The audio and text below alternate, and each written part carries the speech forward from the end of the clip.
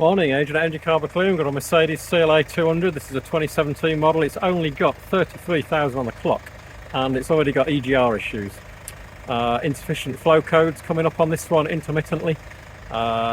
Basically, we're here to give it a clean up. Now, the Engine Carbon Clean won't clean up an EGR valve. Anyone telling you different? Not really being truthful with you.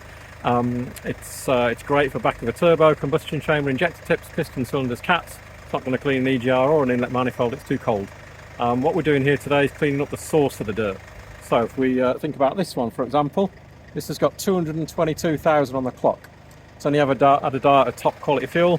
It's had carbon cleans every 10,000, oil changes every 10,000, and EGR is still perfectly fine. All the injectors are lovely and sweet. The fuel economy is right back up basically where it was when we first got it.